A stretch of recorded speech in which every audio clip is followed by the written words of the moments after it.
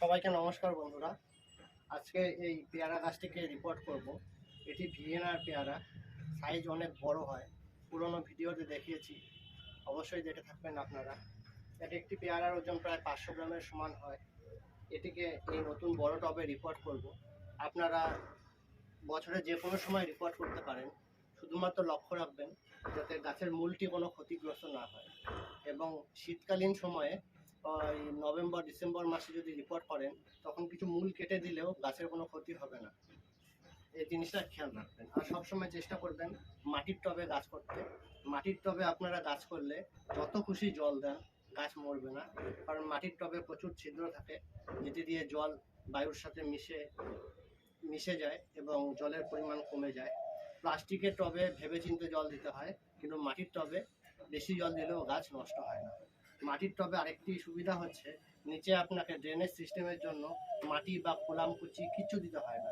Direct সম্পূর্ণ মাটি দিয়েও আপনি মাটির টবে গাছ লাগাতে পারবেন, গাছের কোনো ক্ষতি হবে না। শুধু নিচে যে ছিদ্রটি থাকে সেখানে একটি টব ভাঙা দিয়ে দেবো এবং মাটি দিয়ে দেবো। এটি আমার নিজের তৈরি সম্পূর্ণ জৈব মাটি, কিছু গোবর সার দেওয়া আছে। নিচে অল্প মাটি দিয়ে দিলাম। মাটি দিয়ে এই গাছটিকে বের করে নিয়ে একটু ঝাঁকালেই, একটু সাইডে একটু আঘাত করলেই গাছটি সুন্দর বেরিয়ে আসবে।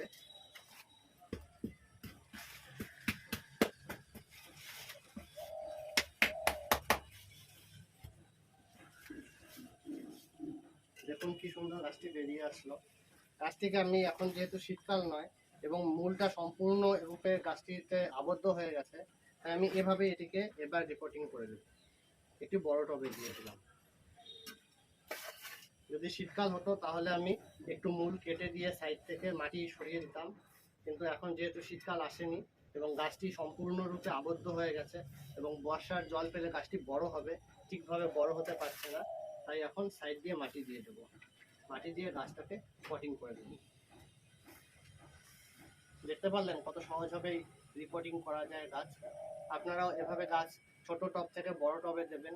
প্রথমেই গাছটিকে বড় টবে দেবেন না, তাহলে গাছটি সেভাবে বৃদ্ধি হবে না। ছোট টবে যখন গাছের মূল এভাবে একদম আবদ্ধ হয়ে যাবে, তারপরে আস্তে আস্তে বড় টবে দেবেন। এবং খুব বড় টবে যখন দেবেন, তখন মাঝে মাঝে 2 বছর পর পর মাটিটি চেঞ্জ করে দিতে হবে। আমি এটি 1 বছর পরে গাছটিকে রিপোর্টিং করছি। এখনো ফল হয়ে আছে 2-1টি। ভবিষ্যতের আপডেট দেবো। 2-3 মাস পরেই দেখবেন বড় বড় ফল দেখাবো। সবাইকে ধন্যবাদ ভিডিওটি দেখার জন্য।